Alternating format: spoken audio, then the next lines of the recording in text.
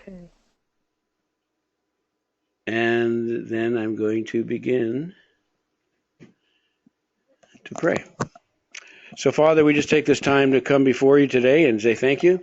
Thank you that we can be together. Thank you that we can come to learn together, to hear together, and also to pray together. Thank you that we can fellowship together. Thank you that you have made us into one new man, Jew and Gentile, and that, Lord, we just join with other believers all across the world, the great cloud of witnesses as they are worshiping, praising, lifting your name, and serving you, whatever ways that you're calling. So, Lord, we commit this to you, and we pray, Lord, I just pray that the message that is given today would be of assistance to us. And I'm thinking particularly of Garrett and Christina and Anne as they go to Israel, and but others as well. As Lord, the war out there, the spiritual war is great. And we're watching it take place even now as we have been lifting up Israel with the different fires that are going and the arsonists that have been, we believe, are behind some of them. And we're just asking, oh Lord, in this war that you would show yourself mighty and victorious. And Lord, that we would see your manifested glory in all of this, even in the midst of the loss. What has been evil turned to good, Lord. And so, Lord, thank you. Thank you for this day. In Yeshua's name we pray. Amen and amen. And so I want to talk to you today. Like I said, the message is really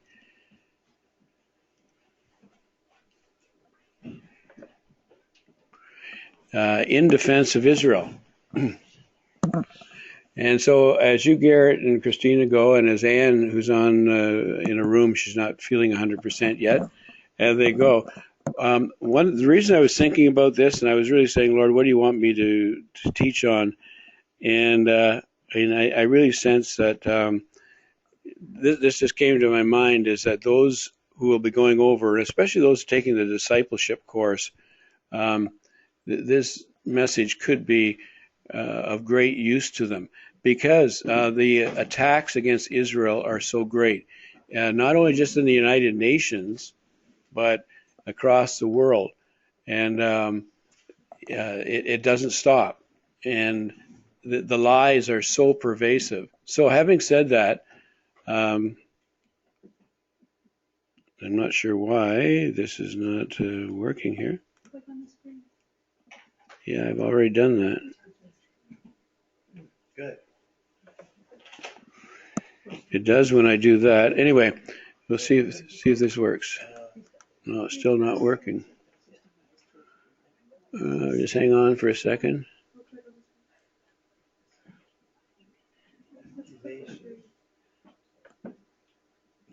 So that works. Oh, there it is. Okay. Oh, there. I know what's going on there. Okay. So that should do it now. But it's not doing it. We'll do a little adjustment there. Okay, I'll just use my fingers. There you go. Okay, so the first one is I want to just talk about is on the screen is the accusation, and we're going to do several different accusations that have come against Israel.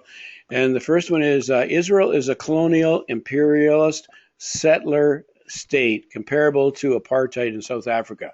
Now, the whole thing of apartheid keeps coming up, which is just so crazy because Israel is not an apartheid nation of any kind. If you compare the apartheid in South Africa, there's no similarity really. And the people in South Africa who have been there or have gone through the whole apartheid thing would absolutely come to Israel and say there is no relationship here at all. This is just not true.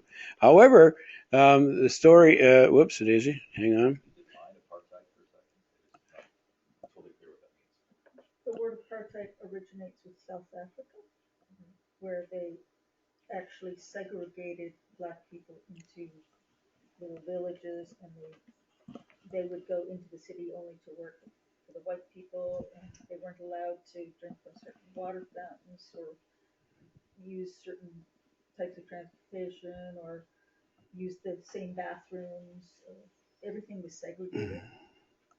They weren't given education, or they weren't given the same level of education.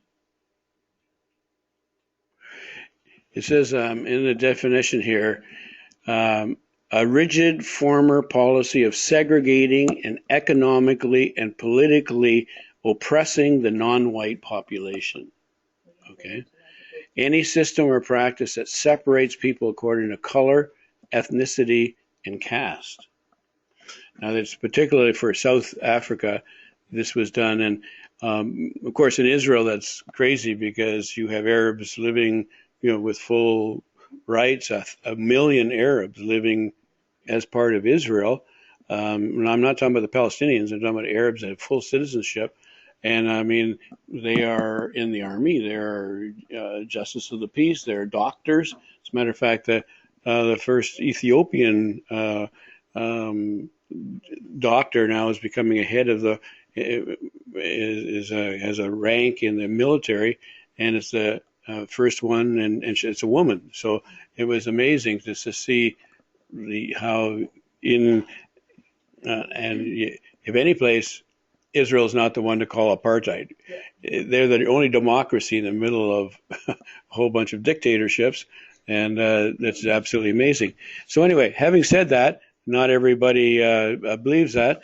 Now, in this case, I'm not sure why all those things at the bottom are there. Anyway, the professor of economics at Northeastern University, and again, we see the universities very much involved in this. So a Jewish state in Palestine, this is quoting from him, could only emerge as a bastard child of imperialist powers, and it could only come into existence by displacing the greater part of the Palestinian population, by incorporating them into an apartheid state, or through some combination of the two.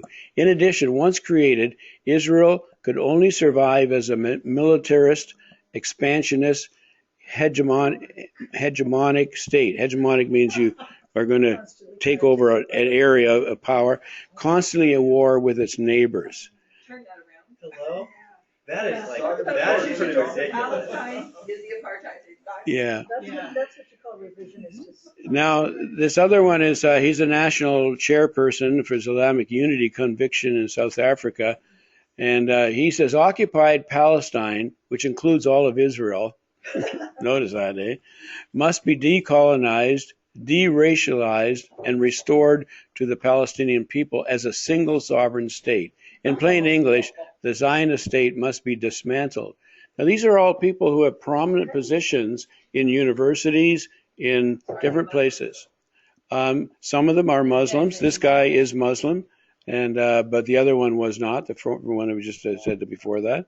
And so, but the truth of the matter is, and I used a lot of stuff from Alan Dershowitz, A Case for Israel, which is very, very well documented. It's well worth reading. It's a long read, but but he walks through very much like what I'm doing, and there's certain areas. And so I want to walk through from about 1860 right up to present. So there's lots of different ones. I'm going to bring documentation in, and I'm going to try to see how quickly we can get through this. But I want to see the overall picture. So hopefully it'll make a lot of sense. So I'm going to roll quickly here. So from 1860 to 1948, 1948 is, of course, when they became a state, Israel did, the Jewish settlers came to escape the anti-Semitism in other countries, in Europe, the Middle East, and North Africa. So it's not a matter they came as an imperialist, colonizing thing. They came in 1860 to 1948 escaping from other countries. And of course, we see pictures when they first came. I mean, there's just rocks there. It was barren. It was horrible. They had to do a huge amount of work. They came to Palestine, and it was called Palestine at that time because from 135 AD, it was changed the name to by Hadrian, called Palestinia, named Palestine until 1948 when it was renamed to Israel again. So, but they came to Palestine without guns or weapons, only rakes and hoes. So they didn't come to conquer it. They came to plant it and to make take a desert and a whole area up in the Galilee that was swamp and just desolate land. They purchased the land at exorbitant prices from mainly absentee landlords. So they actually, all the land when they came in 1860, right up until 1948, any of the land that they had, they purchased from Arab landowners that were absentee for the most part. Not all, but most of them were. And they paid huge, huge prices for it. As a matter of fact, we know that the Arabs often laughed, saying, let's take these Jews for all the money they've got. We don't really like them very much. And so they paid huge prices for it. And there was no political motivation until 1897. 1897, of course, was when Theodor Herzl, had the conference in Switzerland in Geneva, and it was but even then it wasn't to come in war. It was now they were motivated to have a land for themselves after 1897. But leading up to that, Herzl had been talking to many of them. Now, Martin Buber, saying to Gandhi way back in 1939, he says, our settlers do not come here as do the colonists from the Occident. You know what the Occident is? Occident is the West. It's North America, but normally talking about Europe. But Occident can refer to both North America and Europe, but it's always the West, okay? To have natives do their work for them. They themselves set their shoulders to the plow. They spent their strength and their blood to make the land beautiful. So it wasn't an occupation at all. And Theodor Herzl really was the one that embraced this whole vision. And he was the one that saw this thing and wanted to bring a land that the Jews could be safe in. And it was amazing how God used him to promote this vision. But it was never to conquer and take over a land and make people subject and make them slaves. It was to go to a land which was desolate, basically, and make it into something and bring it about a nation that would one day be Israel's, would be for the Jews. Now, the first Aliyah was from 1882 to 1903, very similar to the Exodus to America that was taking place. Many people went to America at that time, many of the Jews. But the most settled in Jerusalem, Safed, I'm not saying that right, is it? Safad, Tiberias, and Hebron. Some also went to Gaza and Ashkelon and Jericho, Jaffa, Acre, which is up in it's a Roman city, and Caesarea. Yep. They existed, and they were old cities. You can go to all of those areas. Tiberias, Hebron is still very, very, and it's half mostly Muslim Arab, and it still has a Jewish community. Safed is where probably you'll see the most of the Cabal movement and different mystical groups and stuff. They're very much involved up in that area. Safed, yeah, and of course Gaza, Ashkelon, very much right now down the Negev area there. Jericho, still Jaffa. Well, that's just part of it off of Tel Aviv there. Acre is that Roman. You can go there, Roman fortresses and stuff. You can see you walk through it. It's beautiful, beautiful. Caesarea, of course, that's not Caesarea Philippi, but Caesarea on the sea, which is beautiful, beautiful, excavated. So all of these were very much part of it. Now here's some very old pictures of what it looked like way back in Jerusalem. These are some of the oldest pictures that they have. And so, but Jerusalem was very much, in the time of the 1860s, was mostly uninhabited. There were people here, but it was very, very old, broken down, not like you would see today. And so the walls often were were somewhat crumbled. There have been many of that's been restored, but these are very, very old pictures. Anyway, when we see this, until the Romans appeared, the Jews were always the predominant occupation, and that's very important. Is for a period of almost 1,600 years, the Jews were the predominant one. So all of these claims that, the Palestinians that go way back to before the Jews were even there, that's not true. There was no such thing as a Palestinian till 1964. And then that was through Arafat. And he was an Egyptian who brought forth the Palestinian cause, the PLO, and made it. Before that time, actually, the different groups that were there, the Syrians, the different groups, if you call them a Palestinian, they say, I'm not a Palestinian, I'm a Syrian. I'm a Turk. I'm a something else. They didn't like the word Palestinian. Probably the ones that were called the Palestinians the most were the Jewish people. And they would, basically, the differentiation was they would be called Palestinian Jews or Palestinian Arabs. And the Arabs was all these different other groups. And a lot of them didn't want to be called Arabs. They said, no, we're not Arab. We're Persian, or we are Turk, or we're something else. So it's very interesting. But for the most part, in 1,600 years, the Jews were predominant. And when the Romans came, of course, they really took over from the Greece and the Seleucid empires after Greece.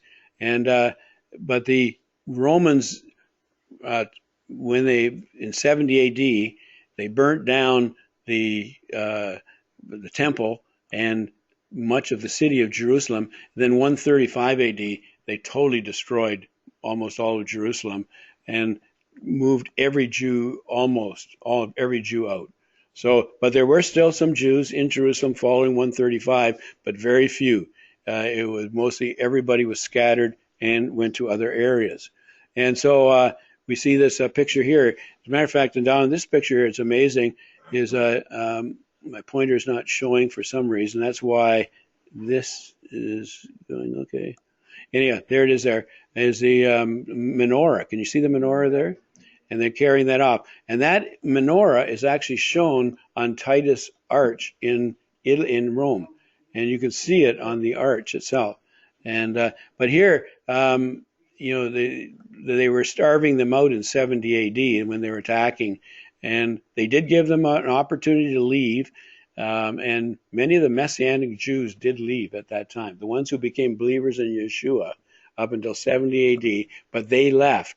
And from that time on, the Jews considered the Messianic, the ones who believed in Yeshua, as traitors, as well as, not just another sect or a cult.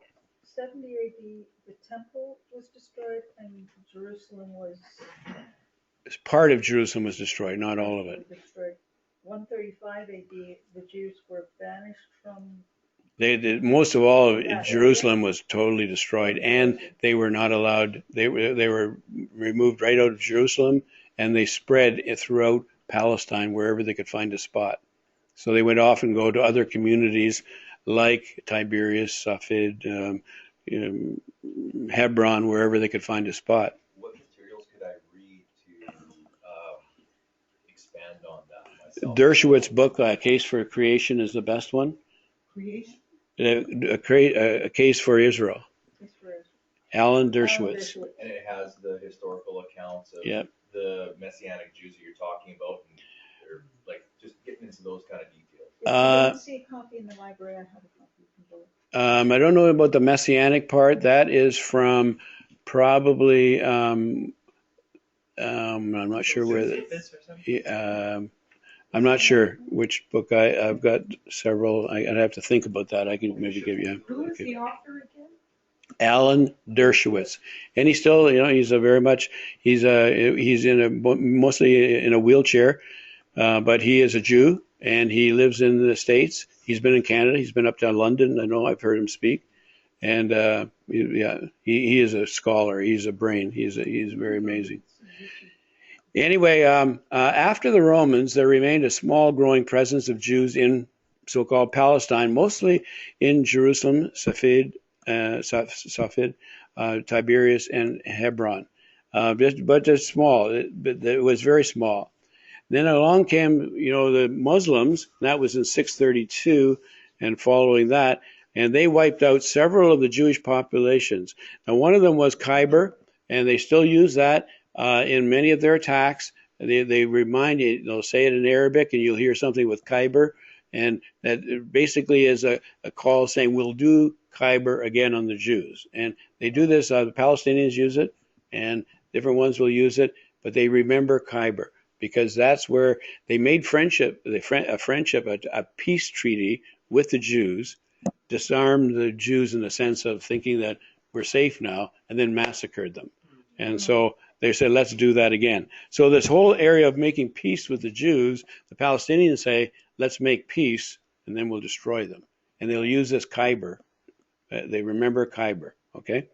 And so this is when they massacred the Jews, here the Muslim forces, and when they attacked, amazing.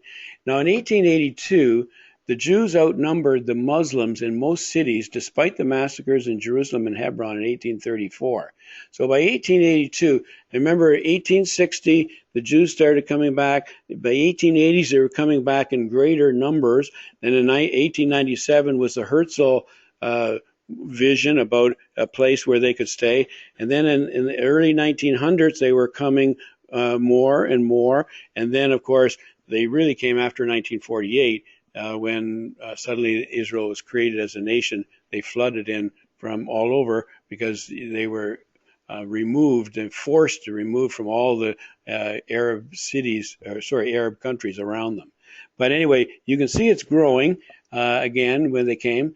By 1882, Jerusalem was mostly a Jewish city, 3-to-1 Jews to Muslims. You would not know that from the narrative that they're saying is that the Jews were nothing, and the Palestinians were there. The Palestinians were there. There was no Palestinians again, but there was a mixture of ones who came under that title Arab, but they really weren't. Most of them were not Arab. You'll see in a few moments anyway, is that they're a mixture of different ones. And so what we see is in 1882 is some pictures of even here is where they were coming into, that was a picture of Jerusalem. It's very old. Now, the Jews came mostly from Europe and from surrounding Muslim countries. So they were coming into Palestine, believing they could find a spot where they could take the ground and work it and make it into something.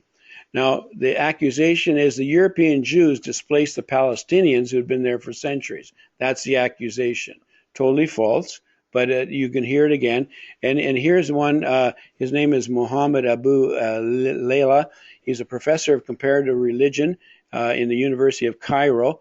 And he was talking about, he was actually defending the whole suicide bombers and calling them martyrs. And he says, the Jews stole our land. What else do you want us to do? Just go away? And Yes. and then then the Iraqi president, and this was in 2001, he said the Jews hate the Arabs. They hate the Palestinians because the Jews stole the land of the Arabs and Palestine. A thief hates the owner of the right. So you have this kind of hatred going on by different ones who have very prominent positions.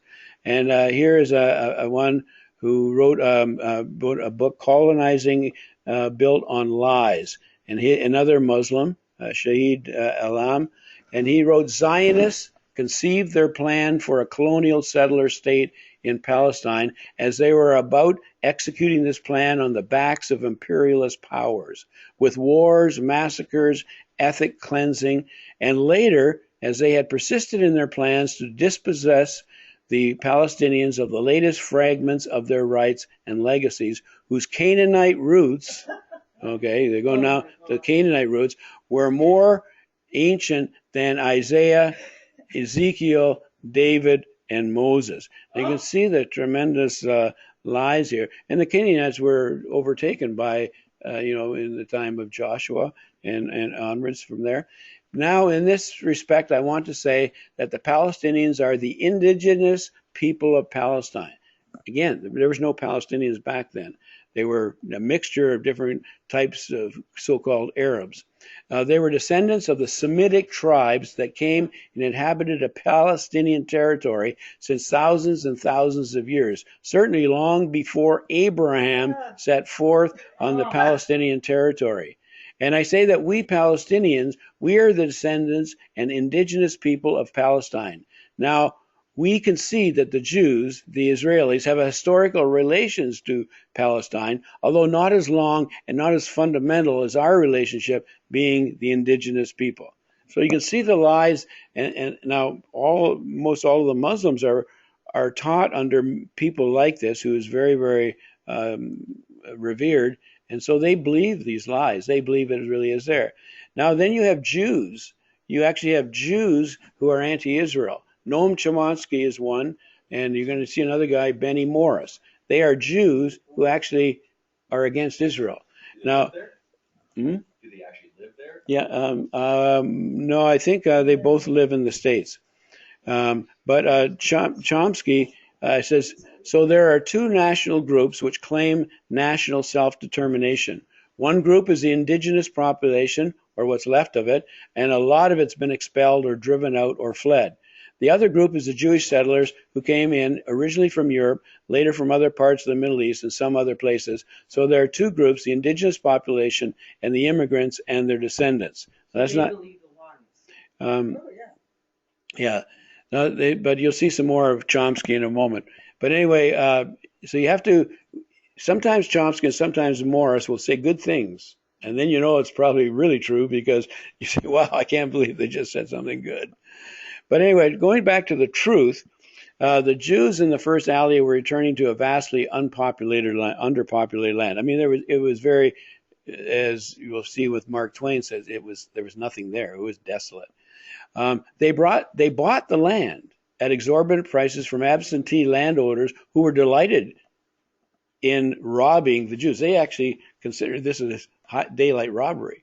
I mean, that's what the documentation said. They were pleased to give them whatever. They actually had more land than the Jews could buy. They would have given them all, just, yeah, we'll be good. But most of them were absentee landlords. They weren't there. As a matter of fact, you'll see that in a moment too. Ben Gurion, when he really encouraged them. Anyhow, this is what the land looked like. Look at this. There was nothing there. It was just totally rock. There was an occasional tree, very few. And of course, this is Mark Twain. And Mark Twain, when he called Palestine sits in sackcloth and ashes, desolate and unlovely. And I actually, here's a quote from his book that he writes, stirring scenes occur in the valley, Jezreel Valley, no more. There is not a solitary village throughout its whole extent. The Jezreel Valley is all the coming right down. Area that they have all the farms. That's where all the farms are. That's the Galilee coming down right down into. There's a huge area where most of the farming is done in the Galilee, which we'd call the Galilee. It says throughout the whole extent, not for 30 miles in either direction. There are 2 or 3 small clusters of Bedouin tents, but not a single permanent habitation. One may ride 10 miles hereabouts and not see 10 human beings. Come to Galilee for that. These unpeopled deserts, these rusty mounds of barrenness that never, never, never do shake the glare from their harsh outlines and fade and faint into vague perspective. That melancholy ruin of Capernaum, this stupid village of Tiberias, slumbering under its 6 funereal palms. We reached Tabor safely. We never saw a human being on the whole route. Mount Tabor coming from Tiberias. Nazareth is forlorn. Jericho the accursed lies in a moldering ruin today. Even as Joshua's miracle left it more than 3,000 years ago, Bethlehem and Bethany in their poverty and their humiliation have nothing about them now to remind one that they once knew the high honor of the Savior's presence, the hallowed spot where the shepherds watched their flocks by night, where angels sang peace on earth, goodwill to men, is untenanted by any, that's uninhabited, by any living creature. Bethsaida and Chorazin have vanished. They still are not, they have vanished.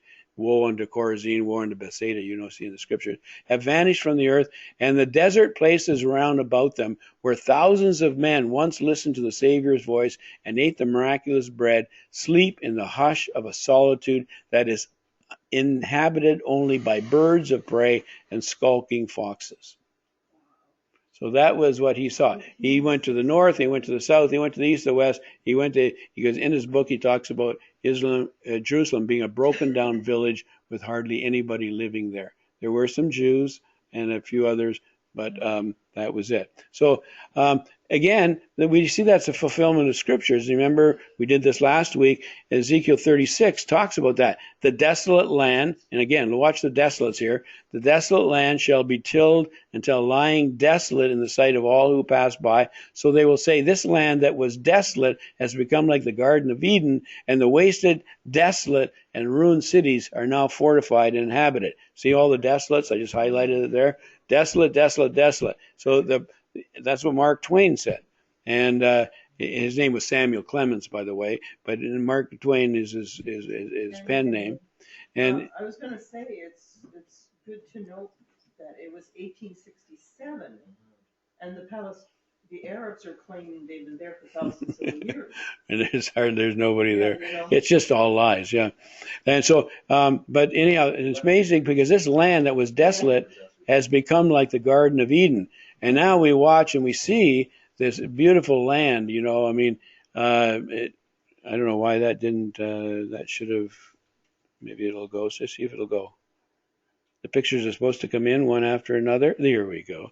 So it is actually beautiful, looking at how Galilee and the desert now has been irrigated, and it's beautiful flowers, fruits, vegetables, and a major importer of all fruits and vegetables and flowers to Europe and around the area. So they are amazing. The Galilee, I mean, it's absolutely the most fertile part in that whole area. And it's just gorgeous, gorgeous. They get at least one crop, sometimes two crops a year. Just absolutely beautiful, beautiful. And of course, the reason for that, Ezekiel 36 says, and then the nations which are left all around you shall know that the Lord have rebuilt the ruined places and planted what was desolate. I, the Lord, have spoken it, and I will do it. I will increase their men like a flock. So shall the ruined cities be filled with flocks of men. Then they shall know that I am Lord.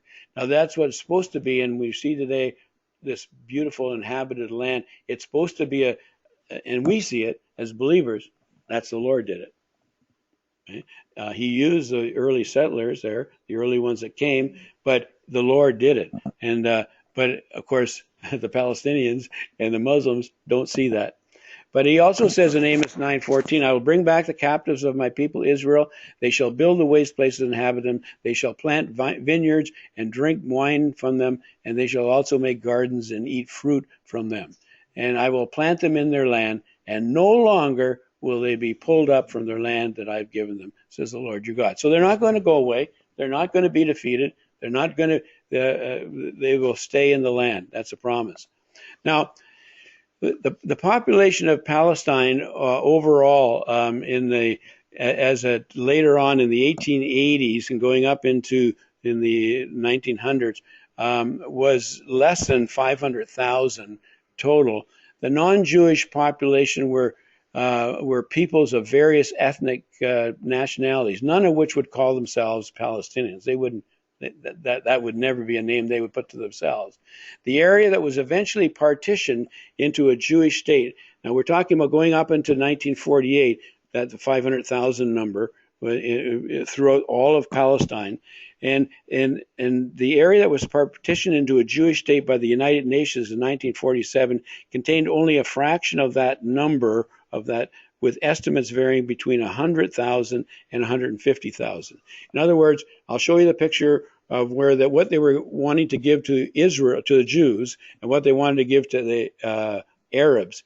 And the 500,000 we're talking about for the ones that were living, for the people that were living in that Israel portion, the Jewish portion, was between 100,000 and 150,000. Now, in here, Benny Morris, again, here's a guy that's not very complementary to Israel. Historians have concluded that only several thousand families were displaced following the land sales to Jews between the 1880 and 1930. Now, when Benny Moore says that, that's probably a positive statement. You could probably use that number because it was many times there's no census, no ways of really knowing it, but he has done a lot of work in that area. So there was not that many that were displaced at all, just a few, several thousand. But the quantity of land offered for purchase by the Arabs far outstripped the ability of the Jews to purchase. So the Arabs would have sold more, but they couldn't. 3/4 of the land purchased was from absentee landlords, and that was a professional analysis that was documented in the book of Dershowitz's book. David Ben-Gurion, who came on the scene later in the early 1900s, he urged the Jews not to purchase land belonging to the local fellahs or worked by them. Now, the fellows are laborers. They are the ones who would come in and would either work the land or would be on the land because they owned it. But he encouraged them not to purchase land from people who were already working the land, to only purchase land that was desolate, that was left undone. Okay? Leave the others alone. Do not purchase their land. Do not displace any. That was David Ben-Gurion, and to the ones in the early 1900s and going into up to 1948. Now, Palestine was inhabited by, here's the number, Turks, Greeks, Armenians, Bosnians, Druze, Circassians, Egyptians, Kurds, Germans, Persians, Sudanese, Algerians, Samaritans, Tartars, and Georgians. Most of these people would never ever call themselves Arab, and they would they'd say we're not, and they wouldn't certainly use the word Palestinian at all. There were 50 different languages used by the residents in that time. Wow. So there was no Palestinians. Right now they talk about there was no constitution, no flag, no money, no common language, nothing. There was nothing there. It's just all a lie. Arabs were a very small minority of that whole group of people there. So the ones that were consider themselves Arab were very small. Several historians describe Palestine as a land without inhabitants in 1857, 1874, etc. And Mark Twain is the same as 1867. So different historians said Palestine had no inhabitants. There was virtually nothing there. And yet, you would not understand that from what the different Palestinians are claiming now. The Arab Muslim population was transient and migratory. And here is J.L. Burkhardt. He's a Brit from England. He wrote Travels in Syria and the Holy Land in 1870. He said, few individuals die in the same village in which they were born in Palestine. Families are continually moving from one place to another. In a few years, they fly to some other place where they have heard that their brethren are better treated. So again, the thought that they were there, that was their land, they were removed. No, you have to understand it was very nomadic. It was transient. They moved from spot to spot. They came in and they came out of the land of so-called Palestine. The smaller but growing Jewish population was much more stable. So the Jews that came, for the most part, stayed. But the other populations were very transient. And here, and I think this is from Dershowitz, some Muslims, the numbers are uncertain, had been attracted to the new areas of Jewish settlement by the jobs made available by Jewish immigration and civilization of the land. A study of the Jewish settlement of Rishon Zion, first established in 1882, showed that the 40 Jewish families that settled there had attracted more than 400 Arab families, many of who were Bedouin and Egyptian. So in other words, the Jewish people came in, they started to till the land, and then it brought in other Arab or other groups to come because there suddenly were jobs. These families moved into areas around the Jewish settlement and formed a new Arab village on the site of a forsaken ruin. The report observed a similar pattern with regard to other settlements and villages. Some Muslims, the numbers are uncertain, had been attracted to the new areas of Jewish settlement by the jobs made available by Jewish immigration and cultivation of the land. According to one historian, at least 25% of the Muslims who lived in all of Palestine in 1882 were newcomers or descendants of those who arrived after the Egyptian conquest of 1831. In addition to the Egyptian influx, there was a considerable immigration of Turks, Greeks, and Algerians. Moreover, many of the Palestinian Muslims who were attracted to Western Palestine between 1882 and 1893 came from the Eastern Palestine, bracket, the west and east banks of the Jordan. And then it goes on to say the number of Muslims who lived in Jewish areas grew dramatically after the Jewish settlements blossomed, not only because many Arabs were attracted to the newly settled areas and newly cultivated land, but also because the Jewish presence improved health care, cut infant mortality, and expanded adult life expectancy. A British official reported in 1937 that the growth in the numbers of Arab fellahin, these are laborers, had been largely due to the health services combating malaria, reducing infant death rates, improving water supply and sanitation. These improvements began with modern hospitals and water sanitary systems introduced into Palestine by the Jewish refugees from Europe. So can you imagine? That's the true story, and that's from L. Dershowitz in page 25, 27. He talks about this. Everybody came in, the so-called Arab Muslim nations, or people, I mean, they came in because it was just a better situation for them. Wherever the Jews were, it was a better situation. And not only was jobs, but they had better sanitation, better hospitals, better everything. Now in 1947, skipping ahead, I'll be going back here again, but in 1947, there was 538,000 Jews and 397,000 non-Jews in so-called Palestine. Here another quote, but it is beyond reasonable dispute, based on the census figures, authoritative reports, eyewitness accounts, and simple arithmetic, that the myth of displacement by the European Jewish refugees of a large, stable, long-term Muslim population that had lived in that part of Palestine for centuries is demonstratively false. For even many Arab intellectuals acknowledge the mythical nature of this claim. As the Palestinian leader, Musa al-Lami, said in 1948, the people are in great need of a myth to fill their consciousness and imagination. King Abdullah of Jordan also recognized that the story of Jewish displacement of local Palestinians was a fictional one, acknowledging that the Arabs are as prodigal in selling their land as they are in weeping about it. And so these are just some statements. Now the next accusation is the second Aliyah, 1904 to 1914, was the beginning of the Zionist plot to colonize all of Palestine.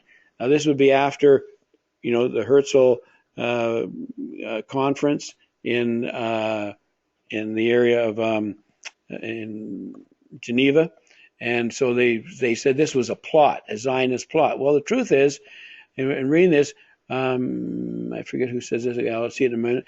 My premise is that Israel developed as a social polity out of the Zionist thesis that Palestine's colonization was to be accomplished for and by Jews and by the displacement of Palestinians. This is the lie part, that in its consciousness and declared idea about Palestine, Zionism attempted first to minimize, then to eliminate, then all else failing, finally to subjugate the natives as a way of guaranteeing that Israel would not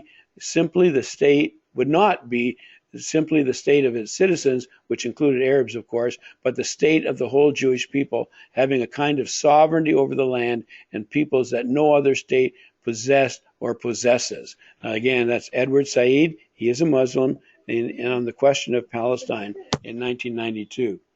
Now, the truth of the matter is, the second Aliyah, although largely inspired by Zionist ideology, was also an immigration from persecution.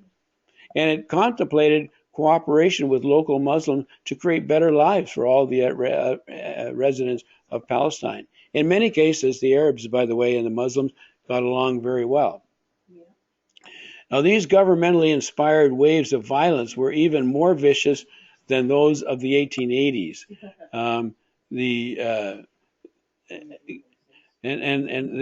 What was happening was many of the Russian pogroms, that started in 1880, but ones from 1903 to 1906 were done by the church. These were done by Christians. The pogroms, the Russian pogroms, were a major participant of the Second Aliyah. So these governmentally inspired waves of violence that were more vicious than those of the 1880s. Benny Morris acknowledged this. He says that many of the Jews that left from that Russia area was because they were being persecuted at such a high rate, killed, tortured, worse than the 1880s, which was bad. And so in the year 1903 and 1906, there was a very concentrated effort to persecute the Jews by the church in Russia. Okay? And so they fled. Now, the first of the 20th century pogroms on the Passover of 1903 in Kishinev resulted in the murder of 49 Jews, the injury of hundreds more, and the destruction of 1,500 Jewish homes, shops, and institutions. So that was one of the ones in which took place in Russia. Actually, that was in Romania. Part of Kishinev is in Romania, which was known as under Russian authority at that time. And hundreds of pogroms followed that, killing and injuring thousands of Jewish men, women, and children. Jews could not defend themselves without inviting even more retribution. Sounds like now in Israel. Yeah. Hundreds of thousands left for America and Western Europe. Tens of thousands sought refuge in Palestine. Okay? So different ones went, and many of the ones who are Russian Jews that are over in North America in the early 1900s are there from that persecution of the pogroms that were in Russia. Now, many of the more ardent Zionists following Herzl's dream of a homeland went to Palestine. So when they read about Herzl's dream of a place where Jews could be safe, they went to Palestine. Okay, the others escaped to other places like North America. Now, the second Aliyah, not unlike the wave of refugees who came to America during the same period, included many working class people who formed labor unions and labor parties. So many of the ones who ended up in Palestine, that's where we get the kibbutzes from, because they come from this labor mentality and even the sort of the communist thinking that was had begun at that time. They also established a Hebrew press and small self-defense organization to protect the Jews from the Arab violence that they had victimized the earlier refugees. So now they're saying, we will defend ourselves, we will set up. Despite the provocations and continuing religiously inspired violence against the Jewish refugees, efforts persisted at reaching some rapprochement. So they tried to live in harmony where they could, not always possible. But in early 1914, a leading Zionist, whose name was Nachum Sokolov, urged the Arabs to view the Jewish refugees as fellow Semites returning home who could help them prosper together. Now, this was a major effort to bring harmony together if possible. Then, of course, World War I broke out, and England became the administrator of Palestine, part of the British Mandate. Now, here's a picture of what it looked like. Remember, after World War I was finished in 1918, Britain was in charge of the British Mandate. And you notice here, this is what was given to them by the British Mandate, by Balfour. And you can see that Iraq came under that British Mandate as well. And Syria was under the French Mandate. France had control of the Syria. And you go up into the different parts in Iran. That's where many of the borders were established. So that was this land here, though. What I want to just show you was what was supposed to belong to Israel. What happened, though, is whoops! I wasn't supposed to push that button. What happened, though, was that from a series of dealings by England, many of them were illegal, and by, unfortunately, Winston Churchill very much involved in this, because they wanted the oil from the in this area here. They gave it this part here became Transjordan. No Jews were allowed. All the Jews had to get out of there that were there and had to come over to this other part over in here. This became now Transjordan for Palestinians or Arabs, and they weren't known as Palestinians yet, but they would become known as Palestinians. But the ones that were in that area who were not Jews. So the Jews had to go over to Israel, but the Palestinians didn't have to go over into Jordan? That's right. Oh, Well, wasn't it Israel that said that they were allowed to live among them in peace? Yes. They invited Yes. them. Well, Israel, the Jews always said, we'll live with the Arabs if they will live with us in peace, always, for the non-Jews. But when Transjordan was formed, it was decreed no Jew could live in But that. Israel have sent all the Arabs over to Transjordan if they wanted to, like, if they were to be. Yeah, could the Jews send them all over? Probably, but anyway, what happened was this was not made by the Jews. There weren't a huge amount of Jews in here in 1917, 18 or 1918. But I mean, there were Jews here, of course. But the fact was when England made the deal that Transjordan would become a place where there'd be no Jews, and it would be given to the Arab countries and for the oil rights in Arab countries like Iraq, then this took place. So it was a sellout for the Jews. The Jews were so disappointed because they thought that Balfour and the British Mandate and San Remo gave them, San Remo came in 1923, thought that would give them the rights to all of this land, but it was just, they watched it just eroding away. That's what it was supposed to be until. Yeah, that's what it was supposed to be, yeah. So what we see here is that this was given away, and this is just another picture. You can see that in the dark gray area, come on, my little pointer. The dark gray area here is ceded by Britain to the French Mandate of Syria. No, That's the top part. Oh, no, it's the top. Oh, the top part. Oh, yeah, this top here. Yeah, that part here. Sorry, you're right.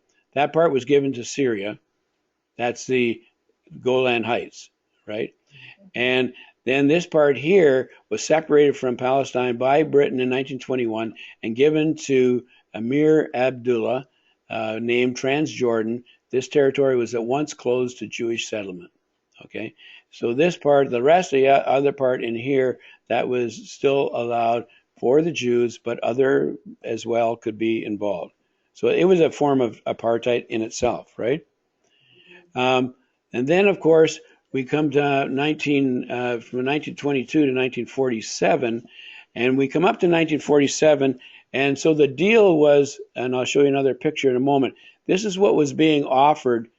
Come on, pointer, there. This was what the dark gray part was. The proposed Jewish part, state. The That's desert. mostly the desert. Oh. And the rest, the light gray in here, was for the Arabs.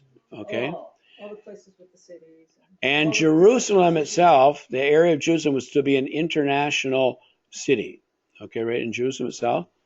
And so as a result of that, now here I have another picture here that might be a little bit clearer. And this is what it looks like. The white part here, that's what it was offered to the Jews. The orange part was offered to the Arabs. Jerusalem, you can see in the area around it, was to be internationally governed. And now, of course, the Arabs said no, no, no, and Israel said, we'll take what we can get, and we'll take it. Of course, because the Arabs said no in 1947, nothing happened, and it just from 1947 to 1948, now November of 1947 to May of 1948, there was just a series of attacks of Arabs on Jews, and the Jews finally declared, since they weren't going to accept it, under Ben Gurion, we will declare ourselves to be the state of Israel. And so that was a major, Ben Gurion received a lot of flack for that. They did not want to they knew it was a great risk. They knew they were probably going to be attacked immediately, which they were, but they knew that they had to make this as their state, as their staff. So what happened was after the 1948 to 1949 war, this is what ended up. You see, Israel became Israel, all that blue or light blue part, and this became the West Bank, the orange part, and the darker blue Israel took as well. And this here over here belonged to Egypt. This was the Gaza Strip.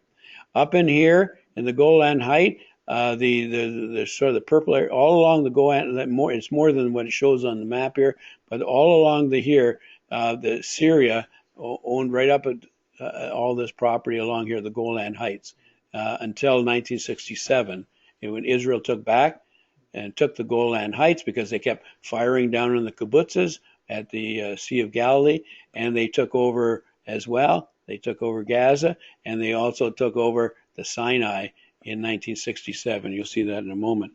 So those borders in 1948, those were the armistice lines. Those were the battle stopped. Yeah. Now, yeah, and I'll show you. I think I have another one here. Yeah, those weren't border lines. They were just the green line. That's where the battle had stopped in 1949, and they agreed that they were not borders. They were to be negotiated in the future. That was in 1949. So you can see here a different picture here again. Let me go on. Give another. Anyhow, well, I'll show a bit more of that after. So in 1947, the United Nations, when they'd made that decision of what was to be done, the Arabs said no. So Ben Gurion said, we will become a state. And again, you remember you saw this last week. Israel became a nation on May 14th, 1948. And of course, Ben-Gurion said, therefore, by this we declare the establishment of the Jewish state in the land of Israel, and it is now the state of Israel. So that was a huge, huge declaration. Many people applauded it. Many of the Arab Muslim nations hated it, and of course they started to attack. And of course, we see it as a fulfillment of Isaiah 66:8, which can a nation be born in a day? We say, yes, absolutely. And God did it. God did it. A nation was born in a day. Now, amazingly, I just want to take you quickly through the wars. In 1948 to 1949, they were attacked by 8 Arab nations with 5 fully equipped armies. Now, you have to remember this. Now, being a person in the military, I look at this and I go, this is absolutely amazing. Because there was actually 8 Arab nations around, but 5 of them had fully equipped armies that were going to attack Israel. Israel had nothing. They were basically a group of Holocaust survivors coming back into a land. They were not army. They were not military. They were not even healthy. Many of them. They were sickly from being emaciated after the years of Holocaust. But they were outnumbered. Israel was outnumbered. The Jews were outnumbered 250 to 1. Now that's a huge outnumber in military strategy. Okay. And by the way, I just want to say I was at Royal Military College, and we were associated with West Point. And West Point in the States, the military academy, they would not even talk about the war of Israel, because we always stress strategies from all the different wars, the Greek and Roman wars and all that, all their they wouldn't even use anything in Israel whatsoever. The reason for it is because they did not make sense. They did not make sense. There was no strategy you could develop. It was a God thing, but they just ignored it. So they wouldn't talk about it. They wouldn't talk about it. So what we see is Israel is a nation just recovering from Holocaust sufferings. Now look, Israel had no airplanes. They had 1 tank that was in bad shape, 3 armored vehicles, 5 cannons in transit. They were on the way when it first started, and an assortment of rifles and ammunition. And it really was an assortment, because when they were fighting in the trenches, they would often be saying, do you have any bullets left? And they say, yeah, I have some Russian bullets, and I have some Egyptian bullets, and I have some, British bullets, and okay, and they'd be sharing, transferring them right in the trenches. A really amazing story. Yeah, and the Arabs had 5 completely mechanized armies and air forces with the latest of British and Russian technologies. When Britain pulled out, one of the things they did was they trained the Arabs, nations around them, and gave them much of their stuff that they left behind. It was absolutely amazing, the betrayal. And so we see all this. Here's a picture of just all the different kinds of, when you're fighting, you have to go in and find your kind of bullets for your gun, depending what you had, because they had a mixture. And and well, that would be before, and sometimes when you ran out, you have to go and find some more. And so it was amazing to see, the other nations attacking them. It was overwhelming what they had. So the fact that they should never ever won it. Jews paid a lot of price, but they did win. They did win, and against all odds, we see they won the war. Israel survived, and for me, that 1948 was one of the greatest miracles of all. Because they never in a million years should have ever won that war, ever. There was just so much against them. Yeah, the British were they were so much against Israel and at that time because they had been attacked by the different groups. I'm going to show you the different groups that were attacking them, and these were resistant groups, and they just finally threw up their hands and said, "We've had it," but they sold out to the Arab nations, again, for oil. It's all about oil. Britain, up until that time, they would say the sun never sets on the British Empire. But after that, after betraying Israel, they never were a world power again. Yeah, Britain became it came down to almost nothing following this. They lost all of their power in the years following. It was a disaster for them. It's like God was saying. God was bringing it. Now, the 67 war was an amazing war, too. And Israel was outnumbered 3-1 in that war. And the Arabs had, look at the numbers, 547,000 men and 2,500 tanks and 1,000 airplanes. Look what Israel had. They had, look at the difference, 547 to 264, about double in men. But in the tanks, it's 3-1. And in airplanes, it was 3-1. So Israel should have lost that war. Now, the good thing is Israel made the preemptive strike because they knew that Nasser had closed the Suez Canal and was taking over the Sinai and pushed out the UN troops. And they said, this is trouble. And so Eshkol, who was the prime minister, made a real bold move and sent the Israeli planes in at low altitude under the radar, 8 o'clock in the morning, and they went undetected, and they wiped out all the Egyptian airfields and airplanes in one swoop, and not one Israeli airplane was lost, and not one airplane in all of Egypt got off the ground, not one of them. And so that gave them air superiority. And then the tank battle began, but they were outnumbered in tanks in the Sinai. But the miracles, if you read the book here, the Against All Odds here, you'll see the tank battles that were won by miraculous. God sent confusion in at times. God sent angels to be appearing over top of the Jewish troops at times, and others would flee. Just amazing. But it was an amazing, amazing battle. But they lost a lot of people. They lost 1/10 of their population, Israel did, through the war.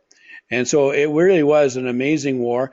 And of course, in June 7th it began in June 5th, but in June 7th, they took Jerusalem. They took the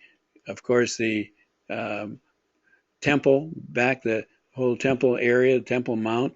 Unfortunately, did not give it. They gave it over to Muslim Waqf control, but they also took all of what's so-called West Bank under Jordan. They took over Gaza, and they took over the Golan Heights. So against all odds, amazingly, they won that war. Now, the next war that they should have lost as well is 1973. Israel was outnumbered again, 2.5 to 1, 2.5 to 1. They were caught totally off guard. In this case, all the soldiers were back in their synagogues, back to their hometowns. It was a day of nothing happens on Yom Kippur. It's the Day of Atonement. And so then they don't do that today. Today they do keep some of their troops. They do have protection devices, but everything was shut down. All the radios were shut down. Everything was shut down.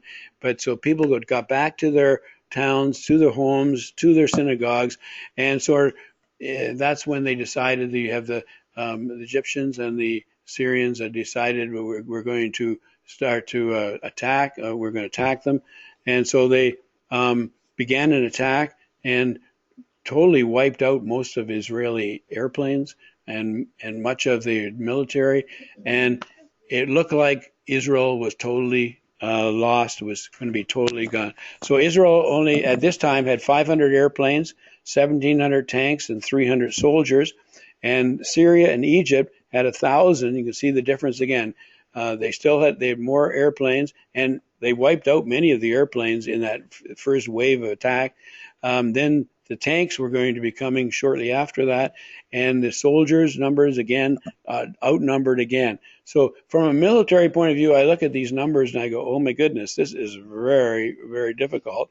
And yet what happened was that this lady, who is she?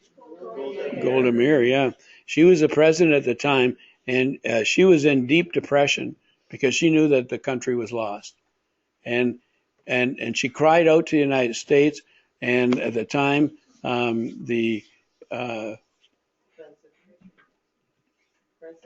that was Nixon was the president, but the Secretary of State was he's a Jew, Kissinger, and he would not help them at all. And matter of fact, he said, let them eat cake. That was his term. Whatever that, referring to Antoinette and, the Marie Antoinette, the French Revolution, let them eat cake. And so anyway, but she knew that it was the end. So she called up to President Nixon in the White House at 2 in the morning, somewhere between 2 and 3 in the morning, and spoke to him and said to him, if you do not respond, Israel is finished. We're done.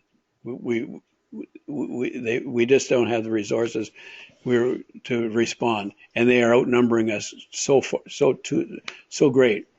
And so Nixon said, and it's in this series, by the way, that he remembered at that moment when she called him that his Christian mother used to read Bible stories when he was young, and also said to him, Richard, one day you are going to become the President of the United States. And when you become the President of the United States, there will come an opportunity for you that you will be able to save the Jewish people. Wow. And when that happens, do not miss it. And he remembered that she had said that to him. And he said he overrode Kissinger and said, and overrode his head of the army and everything else who also were not wanting to help, and said, whatever they need, you give them. So they sent tanks, they sent airplanes, they sent munitions, they sent infantry armament. Wasn't she reading the story of Esther or something? I don't know that one. Did he get there in time? Anyway, yes, and it changed the whole war around. It totally changed everything, but they had a lot of loss. But everything began to turn around, and then they won the war miraculously. So again, we see against all odds, Israel survives again. But that one, now Israel said never again will that happen. We will not. So now on Yom Kippur, everything shuts down, but the army bases are still there. They still have a small contingent at each place. I mean, they're also like, they were trying to, and Yom Kippur, trying to get a hold of the soldiers, but none of the soldiers, because they didn't have cell phones at that time, and they didn't have very good communication, but nobody manned the communications. It was a day when you shut everything down. You didn't dare use anything electrical or anything telephone or anything.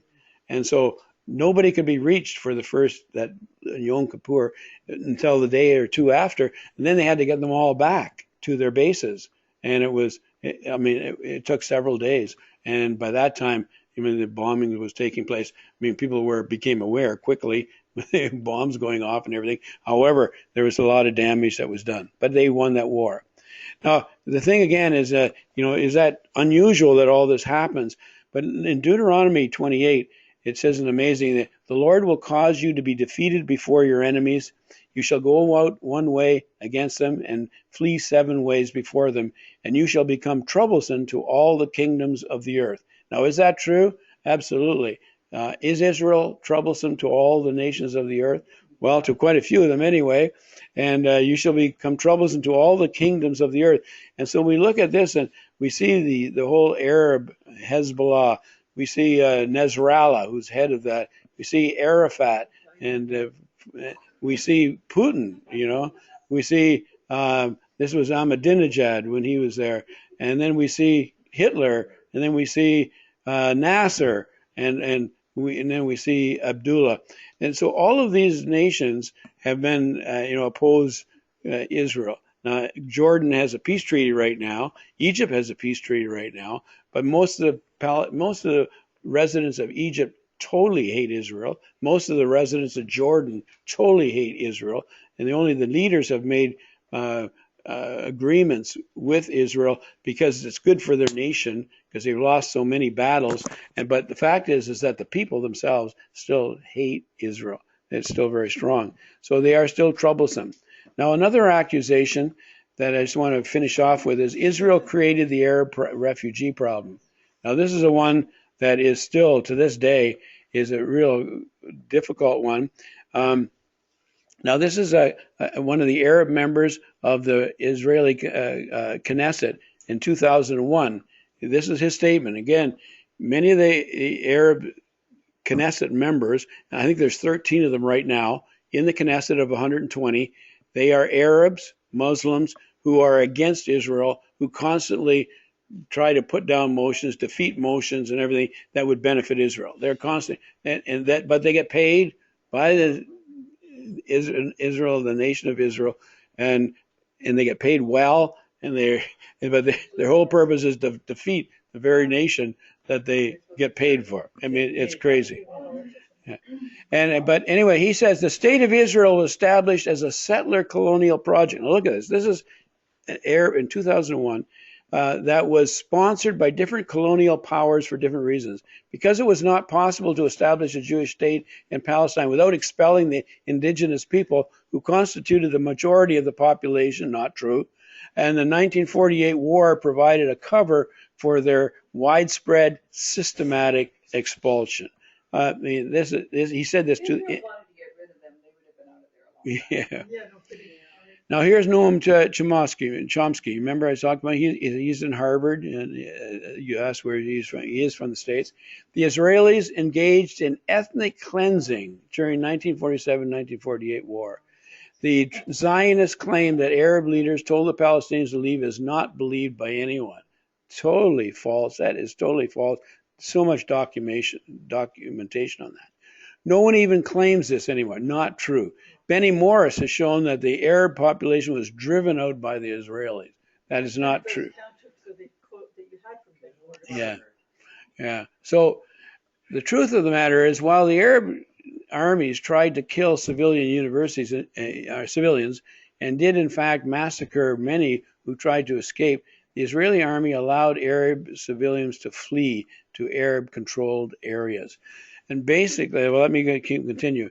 Arab Legion's 6th Battalion conquered Kfar Etzion. They left no Jewish refugees. The villagers surrendered and walked hand in hand into the center of the compound. So again, we have documentation of Jews just being slaughtered in time, as they gave up, as they surrendered. And the Arab soldiers simply proceeded to mow them down. Quote, the soldiers massacred 120 Jews, 21 of them were women. This was part of the general Arab policy. And so this was part of what was going on. You can't ignore it. The Jews taken prisoner during convoy battles were generally put to death and often mutilated by their captors.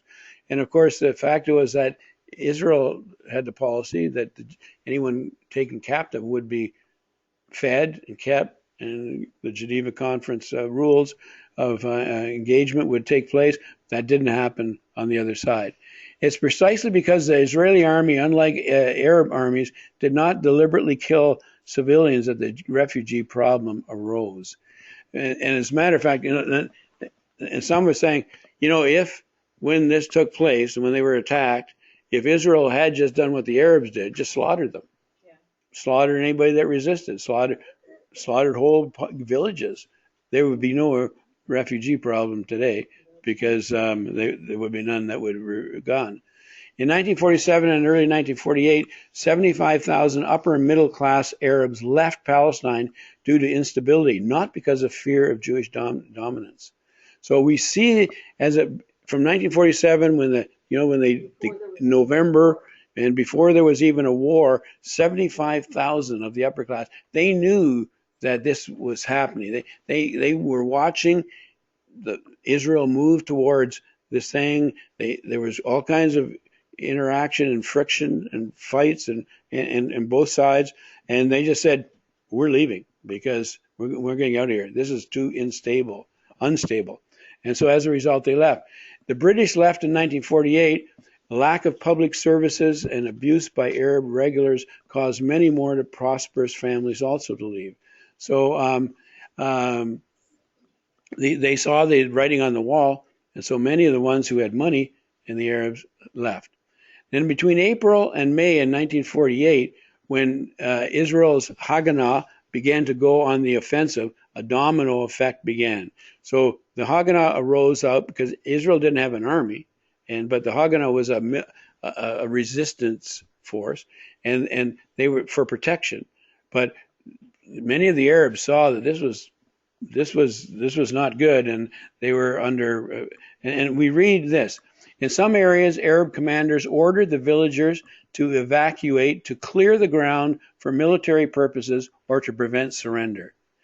More than half a dozen villages just north of Jerusalem and in the lower Galilee were abandoned during these months as a result of such orders. Elsewhere in East Jerusalem and in many villages around the country, the Arab commanders ordered women, old people, children to be sent away to be out of harm's way. Indeed, psychological preparation for the removal of dependence from the battlefield had begun in 1946-47, when the AHC and the Arab League had periodically endorsed such a move when contemplating the future war in Palestine. So that was Benny Morris again, but I think that he's probably has that probably correct. And so the fact is, and between they had the decency to get their children and everything. Now they yes, use them as human shields. Yes. I mean, they had more people back then. Yes, at least they got them out, and certainly Israel, and you'll see in a moment, many of the Jews said, please stay to them, and they said, no, we're going to leave. And of course they were also promised by the ones from outside that we're going to attack, if you just get out, leave for a month or two, you'll be able to come back. We're going to eradicate all the Jews. We're going to push them into the sea, and you'll have the whole land. And of course, that didn't happen. But they were promised that they would be able to return, but that didn't happen. Now, between 200 to 300,000 Arabs fled during this phase, and now there was no Zionist policy to expel Arabs, nothing documented, there's nothing written, and to cause them to flee. There was never a blanket policy of expulsion in any of the phases, and that's documented. The Haganah increasing victories caused more and more Arabs to flee. So many of the Arab villages and groups of people wherever they were, some towns, some villages, some cities, but wherever they resisted and said, we are siding with the ones who are going to attack and are attacking, what would happen was the Haganah would come in and try to subdue them, and so they would actually end up losing some of their people, and they would flee. So there were some that left because they were attacked, yes, but the majority left without being attacked, knowing that it was going to be safer to get out. So Israel extended citizenship to Arabs who were willing to stay and live in peace. Amazingly, the Arabs that are there today that have citizenship were the ones that said, we'll live in peace. And they've stayed. That's like somebody say, why are there 1 million Arabs that have citizenship in Israel today? Because they're from the families that said, we'll live in peace. And they stayed. How does that citizenship work? Because I know with Nir was explaining a lot of Jewish citizenship or Israeli through the mother or right law. Well, that's now. That's today. That's through in 1948, and they was open to that. But as they have developed the Jewish immigration laws, now it's only Jews that can come in. But at that time, they offered citizenship to any of the people that were Arabs that were living in the land. They could get citizenship if they would live in peace. So were they considered Jews then? No. They said, we'll live in peace with you. If you live in peace with us, we'll live in peace with you. So they have like a separate citizen status? No, they have the same. The only thing they don't have to do is serve in the army. Everything else they have. Oh. They are full citizens in every way, as long as you'll live in peace. Okay, so just them, but if they had a cousin in the States, their cousin's not coming over because of a relationship. No, they could not. They would have to apply. That's If one they- reason why they want to. If they're a citizen in this from another country, they could come. Like if they have citizenship in Arab and they want somebody from the family, they can apply, and they very often can come as long as they're meet the qualifications. But yeah, and to live in peace. Yeah. Now many of the Arab citizens today, they are recipients of this generous offer. But it's not open anymore. It was just at that time. Some smaller hostile Arab towns were evacuated.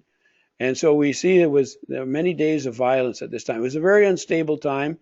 And there were two other military groups that operated at this time. This is, again, the first one is called the Irgun, or Etzel, led by Menachem Begin. So there was the Haganah, there was the Irgun, and then there was another one called Leki, the Stern Gang sometime, by Yitzhak Shamir. And what happened in April 9th of 1948, these two units, the Irgun and the Stern Gang, the Leki, they fought for control of Deir Yassin, an Arab village in the way to Jerusalem. Now this is one of the big blots in Jewish history, because 110 to 110, something wrong there. 110, I think, to 120 Arabs died due to a communications breakdown as the Arabs surrendered. So the Arabs did surrender.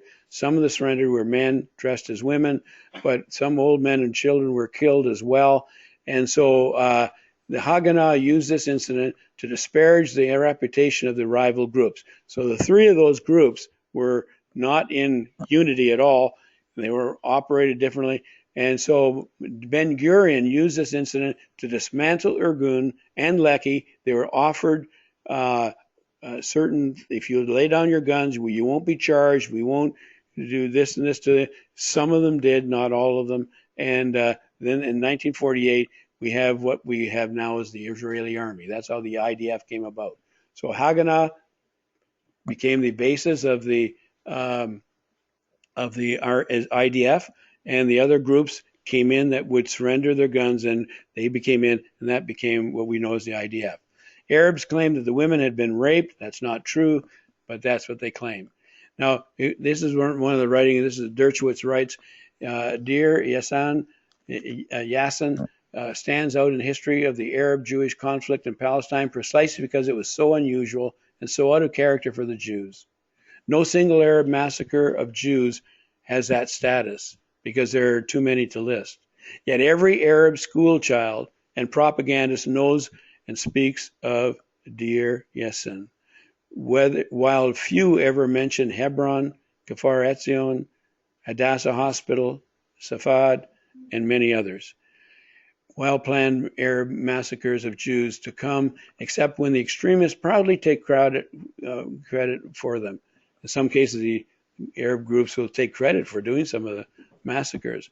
The Arabs retaliated for that massacre not by attacking those responsible for perpetrating it, Etzel, the Leki military targets, but rather by deliberately committing a far more premeditated massacre of their own. In a well-planned attack 4 days after Deir Yassin, Arab forces ambushed a civilian convoy of doctors, nurses, medical school professors, patients headed towards Hadassah Hospital to treat the sick, murdering 70 of them. To assure that there were no survivors, the Arab attackers doused the buses and cars containing the medical personnel with gasoline, setting them alight. So that was a blot in their history, but the Arabs then just went back and did it. Anyway, at the end of April of 1948, the Haganah won the battle for Haifa. The Arab leaders announced that they were going to flee. The mayor of Haifa pleaded with the Arabs, please stay. The Arabs refused to listen, and they left. Similar in Jaffa, the Arabs fled despite the fact that they were winning the battle for the city. And we read, the Palestinian refugee problem was born of war, not by design. The Arab leadership inside and outside Palestine probably helped precipitate the exodus. No guiding hand or central control is evident. Morris states that during the first months, the flight of the middle and upper classes from the towns provoked little Arab interest. It looked like a repeat of the exodus that had taken place during the riots of the late 1930s, and the Hassinis were probably happy that many of these wealthy opposition-linked families were leaving. Morris points out that no Arab government closed its border or otherwise tried to stem the exodus. Finally, Morris notes that these refugees would be utilized during the following years by the Arab states as a powerful political and propaganda pawn against Israel. The memory or vicarious memory of 1948 and the subsequent decades of humiliation and deprivation in the refugee camps would ultimately turn generations of Palestinians into potential or active terrorists, and the Palestinian problem came into one of the world's most intractable problems. I'm not sure why I missed a thing. Anyway, that was from Dershowitz. Now, in many towns, Arab commanders ordered the Arab residents to leave, promising that they would be able to return to their homes after the Jews were driven into the sea. Most scholars put the number of Arab refugees at 472 to 750,000. That's Arab. This is most scholars for Arab refugees. The official Israeli count is 520. So it's right in the middle of that. Of course, the Palestinians say it's 900,000. Again, always exaggerating numbers we see. So that was the miracle of 1948. Now, this is the one that comes the problem. The claimed right of return has never contemplated the Arab return as a minority group based on any personal desire to live in a particular village or house in Jewish Israel. The right of return has always contemplated returning as a majority group so as to eliminate the Jewish state and live in a Muslim state. The foreign minister of Egypt acknowledged that it is well known and understood that the Arabs, in demanding the return of the refugees to Palestine, mean their return as masters of their homeland, not as slaves. More explicitly, they intend to annihilate the state of Israel. In other words, the refugees were not primarily a humanitarian concern, but rather a political tactic designed to produce the intended destruction of Israel. The United Nations, recognizing that many of the refugees had not lived for long in the villages they left, made a remarkable decision to change the definition of a refugee, only for purposes of defining who is an Arab refugee from Israel, to include any Arab who had lived in Israel for 2 years before leaving. So suddenly now, you didn't have to live there. If you lived there, any Arab who had lived in Israel for 2 years before leaving, they were considered a refugee. That was not the definition of a refugee before. Moreover, an Arab was counted as a refugee if he moved just a few miles from one part of Palestine to another, even if he returned to the village in which he had previously lived, in which his family still lived, from a village to which he had moved only 2 years earlier. Indeed, a significant number of Palestinian refugees simply moved from one part of Palestine to another. Some preferred to live in an area controlled by Arabs rather than Jews, just as the Jews who had lived in cities that came under Arab control chose to move to the Israeli side of the partition. The Jews who moved a few miles, even those who had no choice, were not called refugees. Only Arabs are called that, eh? But the Arabs who moved to the same distance were. It was the most unusual definition of refugee history. And this includes Arabs who moved before the war. Yeah. And this is written in the US. They're not Arabs who fled. Now that's called UNRWA. And now I want to just show you some of the, now it's now claimed that the refugees number in these refugee camps that exist today exceed 5 million. Now, by the way, in all the other definitions of refugee, only the ones who were expelled and they had to be in the land for, I think 20 years was the term. In here now it's 2 years and includes your offspring. So any of your offspring now become refugee as well. That was never included ever before in the definition. So that number, whatever it was, whether it was, Israel says 520,000, we'll take that. It's now, has gone to 5 million. Now, could you imagine 5 million coming into wherever they wish into Israel? 5 million. The population of all of Israel right now is 7.8, I think it is, maybe, with the Arabs. So, but there was just almost. And it wouldn't stop at 5 million. And so, so it would just be a total disaster. So it's always been, most would recommend, would see it as being a way of just annihilating Israel. Now that's what Near, when he was here, he said, the right to return, we would never, ever. Remember when he was here, he was talking? He mentioned about the right of return. He said, we would never accept that because it would be the end of our state. It would be the end of our country. And so the UNRWA, United Nations Relief and Works Agency. How old is that? It was formed in 1948. You don't hear about it until now. I mean, I hear that Oh, no. now more than I ever did before. Well, they take care of all the refugees. There's huge amounts of money that are gathered in from all the countries and is given only to the refugees. Our Prime Minister is just giving $25 million. Yeah. We've just given 25 million in Canada. They need to stop that. And UNRWA is governed in many of the countries, like in Gaza, by Hamas, and in other countries by ones who are totally anti-Israel. But anyhow, it's a separate agency with a separate definition, with a separate mission. And then it says, as a result of having lived in what became Israel for as little as 2 years, thousands upon thousands of Arabs and their descendants have been kept in refugee camps for more than a half a century to be used as political pawns in an effort to demonize and destroy Israel. During the same period of time, many other refugee problems in the world have been solved by the host nations, simply accepting and integrating the refugee population on their own. And so here's a picture of the refugee camps that exist today. You can see that in Syria, there are different, all those dots are refugee camps. In Lebanon, you see that all along the coast here and along here. And in Jordan, there are refugee camps as well. Then in the so-called West Bank, in Judea and Samaria, there are refugee camps. And in Gaza Strip, there are refugee camps. By the way, the refugee camps still remain in Gaza. Why would they remain? They're under Palestinian Authority. And yeah, they're under full, not, Propaganda. yeah, not only that, Oh.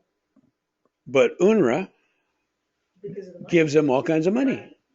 They get money that nobody else gets.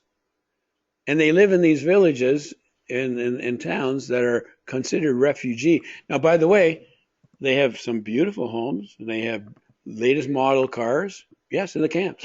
They're gorgeous. They're much better. If you go through, they're not camps. They're towns. They're areas. Now they have fences around them very often, but not all of them. Now all the Jewish ones have to have a fence around them, but many of the ones do not. But so they receive a very special thing. So it's very good to live. Now here in so-called Judea and Samaria, all these little green dots, those are where settlements or places where Israel is. So you can see the difficulty here. You see that throughout all of Judea and Samaria, there are Jewish towns, villages, camps, settlements, if you want. Sometimes there's only maybe 20 or 30 houses in some of those areas. Now, here's the problem. You see the area. Area A is the red. These areas are under, and for when you're going over there, for the ones who are going over there, if you can understand this one, you can understand the problem. That those are the areas that are under Palestinian control. They're administered by that both politically and militarily. Okay, Israel, the IDF does not go into any of those areas unless they're going in after a terrorist or something like that. Otherwise, they stay out. Many of the cases, you don't even want to go in there at all. But basically, it's totally controlled by the Palestinians. Now, area B are a mixture of control. The government in itself is done by the Palestinians, but the military protection is done by the IDF. Okay, in the gray areas.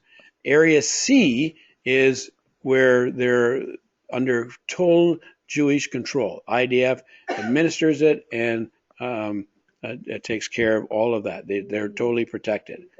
But now the thing is that what do you do with this when you have all of these areas which are totally Palestinian controlled and policed and protected? What do you do with this in the future, and how do you live with them when they're just hate-filled places against Israel and teach that the best thing you can do is kill a Jew? It's very difficult. Here's another picture just of the same area, A, B, and C. You can see how they are. Jerusalem, by the way, is down in here, and it has been sovereignly declared to belong to Israel. Okay? And so that's what it looks like today. And you can see that Israel controls all of this in the sense that it's over that, but they've given Gaza in 2005 to be under total Palestinian control under Hamas right now. Hamas took it over. Not when they first gave it over, it was Palestinian control. Now Hamas has taken over. And this is Judea and Samaria, and that's the West Bank. And then you have the Golan Heights. And Israel took the Golan Heights and they declared sovereignty over it as well. And so that's what it looks like today. Now, I just conclude with saying, how do you solve all the problems? And Nir Lalav, when he was here, he gave his idea of what to do. But he said it was his own personal opinion, which is, what do you do when you have an area which there are intensely number of Palestinians who hate Israel and actually want all of Israel, but they hate and they're breeding their children to believe the same. And you have, in the midst of all of that, all around them are Jewish groups, settlements, towns, villages, and what do you do with keeping them safe? And then as well, you have refugee camps, which are different from they're spotted throughout as well. And they get a lot of money from, the United States and from Europe and from all the other countries. And what do you do with that? How do you, and for the Palestinian Authority, most all of their money, all their economy is based on the money that they get. 3/4 of their economy, like they don't produce anything or very little. So if you were to take all the money away from them, what would happen? They would just become a rebellious group of terrorists. Convert them all to Christianity. Convert them all to the Lord. Yeah, that's what we do pray is, oh Lord. It's the only way that's going to be peace. And most of them, by the way, and it's right now, we see in the newspaper every week, the Abbas is turning 82, and he is hated by most all the Palestinians. 60 to 70% hate him. They want him out, but he controls their army, their police, so he can stay in control. But there's all in the refugee camps, such as Jenin and different other ones. He has no control over them at all. They are totally under rebel control. Most all the refugee camps. So he has no control over them at all. He can't even go into those camps because they hate him so much. And so how do you solve a problem like this? Like, what do you do with it? Now, some say, well, just Israel declare sovereignty. And by the way, now that Trump is in, it's being voiced by some of the right-wing Jews. Let's claim sovereignty over the whole land. This is the time to do it. Over the whole West Bank, over whole Judea and Samaria. And others are saying, what? How could we do that? Like, could you imagine trying to declare all of this now is Israel, and you have all these violent groups inside there? How do you control that? How do you govern it? How do you keep it? And now you're suddenly responsible. When you can declare sovereignty, you're responsible for providing them for water, electricity, and all. They do. They do supply them water. They do supply electricity. They're supposed to pay for, which they don't. Which they take it out of their taxes. Anyway, it's a big problem. So I end off with this. Amos 9 verse 14. I'll bring the captives back, and my people Israel. They'll build the waste cities, and inhabit them. They shall plant in vineyards and drink wine in them. They shall also make gardens and eat fruit from them. So God says, I'm going to bring them back. I'm going to build the waste cities, and that's happening. The planting of vineyards, that's happening. And I make gardens and eat fruit from them, that's happening. And when I brought them back and gathered them out of the nations' lands, and I'm hallowed in their sight, which I should do that, hallowed in the sight of many nations, then they will know that I am the Lord their God, who sent them into captivity among the nations, but also brought them back to the land and left none of them captive any longer. Remember, that was from Ezekiel 39. And we also said that also can be reading, not leaving any behind. So God is going to bring in and bring people. And some of the people in Israel today believe that with Trump coming in, that now the settlements in Judea and Samaria can expand. And if Aliyah does increase, bring as many possible to live not in Jerusalem and Haifa, but bring them and live in Judea and Samaria. Increase the Jewish presence to the place where suddenly they will one day be able to declare the sovereignty that they want. Is that a possibility? Maybe. Anyway, God says, I'm going to send the fishermen out, and I'm going to send out the hunters, and I'm going to bring them back. And so we read in the Aliyah awakening, we had this the other week, Hosea 3 verse 4 and 5, but later Israel will turn back to the Lord, their God, and David their king. At that time they'll come to the Lord with fear and trembling, and he will be good to them. I, the Lord, roar like a lion, and my children will return trembling from the west. Hosea 11 verse 10.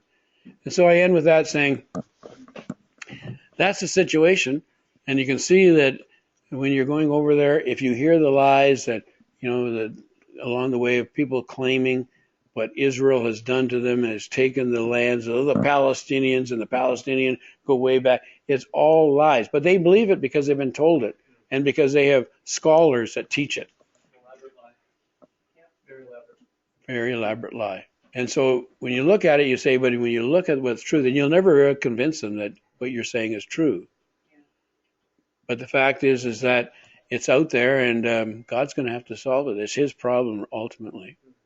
So, Lord, I just end off here. Oh, my goodness. I end off today just saying, thank you, Lord, for this time. And I just pray that this will be available and to us as we go forward to know that what the truth is, and that we can continue to speak truth and to follow you, Lord. And we just pray for Israel. We pray for this whole situation, which is so complex and is so involved. But, Lord, thank you that you are God, you are Lord, and one day you will be sovereign over all, supreme over all, acknowledged by all. In Yeshua's name, amen and amen. Well, thank you. Thank you. And it took you a long time to get through that, but praise the Lord.